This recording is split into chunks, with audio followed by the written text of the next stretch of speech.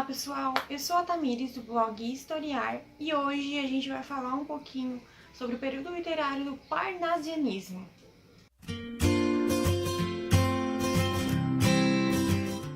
É sempre bom lembrar que, assim como o romantismo, o realismo, o naturalismo, o parnasianismo foi uma forma que aconteceu de a arte se manifestar. É uma forma diferente de a arte se manifestar, de a literatura se manifestar.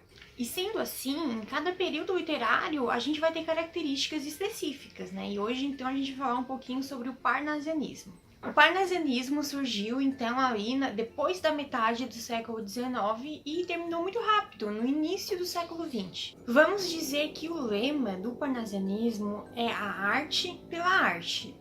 Só pelo fato de tu escrever um poema, se ele tivesse aquela estrutura perfeita, já seria arte, já tava valendo a arte pela arte. É que assim, gente, no parnasianismo, a maior preocupação era a estrutura, era a forma do texto e não necessariamente o conteúdo meio que ficava em segundo plano.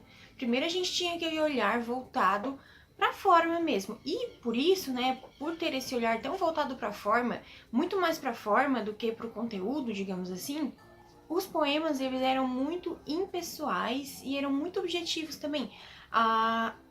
Havia muitas descrições de objetos, por exemplo, e eles também gostavam de fazer referência à antiguidade clássica, né? Poemas sobre aquelas esculturas, enfim, que não deixam de ser objetos também. Então, assim, já que a maior preocupação deles era a forma e não necessariamente o conteúdo, a maior preocupação era a estrutura, o leitor ele ia ser sensibilizado pela forma também, e não necessariamente pelo conteúdo. Por conta disso, o movimento do parnasianismo, ele tinha um grande repúdio, digamos assim, pro sentimentalismo, por exemplo, lá no romantismo, né, onde havia muito sentimentalismo, muita idealização. Vamos pensar no parnasianismo com algo que acontece hoje em dia e que certamente aconteceu em muito tempo atrás, sempre aconteceu, digamos assim, né? É que existem algumas canções, algumas letras de músicas, né, melhor dizendo, que quando a gente ouve, o nosso primeiro olhar não vai pro conteúdo, vai pra forma, né? Sei lá, porque chama atenção de alguma forma específica, que a gente não. A primeira vez que a gente ouve, a gente não pensa no conteúdo, né? No que aquela canção quer transmitir. A gente pensa na forma com que ela foi escrita, com que ela foi composta. E isso acontece muito, gente, muito mesmo hoje em dia, e certamente aconteceu ao longo do tempo. Então isso é só pra gente tentar fazer esse link, né, lá do parnasianismo, com os ideais do parnasianismo, em algo que está totalmente no nosso cotidiano, que são as músicas, né, as letras das músicas. Então agora deixa eu colocar isso em termos mais técnicos, digamos assim, porque eu já falei tudo misturado, né. Vou falar sobre 4 características, então, do parnasianismo, que são características marcantes em termos mais técnicos, tá? Descritivismo. Os poetas do parnasianismo, eles buscam uma poética mais descritiva mesmo. E como eu falei, eles acabam descrevendo em seus poemas objetos, né? Coisas assim mais impessoais, não falam muito do sentimento. É algo mais descritivo mesmo, como o próprio nome diz, descritivismo.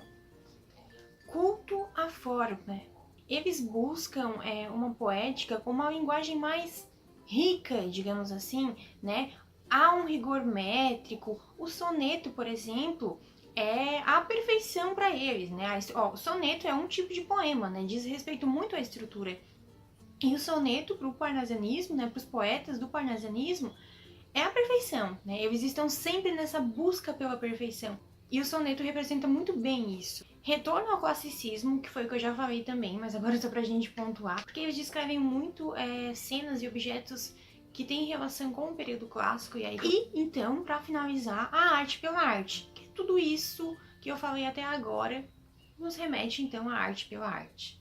Gente, no parnasianismo, né, assim como em qualquer outro período literário, a gente tem aqueles escritores que foram os destaques, digamos assim, né? E aí no parnasianismo a gente tem a tríade parnasiana, que é composta, né, que é ocupada pelo Olavo Bilac, pelo Raimundo Correia e pelo Alberto de Oliveira.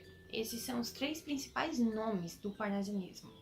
Então é assim, quando for pensar no parnasianismo, pensa nessa questão da arte pela arte, daquele gosto muito forte pela forma, pela estrutura do texto, e não necessariamente, em primeiro lugar, pelo conteúdo. Impessoalidade, soneto. Gente, soneto, já falei sobre isso, que é a estrutura perfeita do poema, digamos assim, para o parnasianismo, né? Mas soneto, para quem não sabe, é aquele tipo de texto que tem 2 quartetos. As 2 primeiras estrofes, elas vão ser chamadas de 2 quartetos, porque elas têm 4 versos cada uma.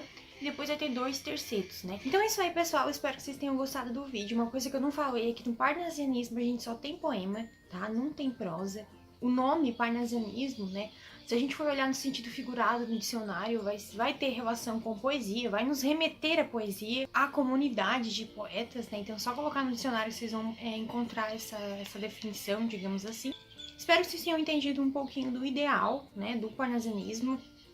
Foi um vídeo bem breve, mas é apenas um resumo. Tem muita coisa que a gente pode pesquisar e aprofundar bastante o nosso conhecimento. Mas esse foi apenas um resuminho, né, para que vocês tenham uma noção básica do que é o parnasianismo, tá? Espero que vocês tenham gostado mesmo. Deixem um comentário, né? Falem o que vocês acharam. Ideias, sugestões, críticas, elogios. Deixem um like no vídeo também, ajuda bastante. Não esquece de se inscrever no canal. Um super beijo e até a próxima. Tchau, tchau!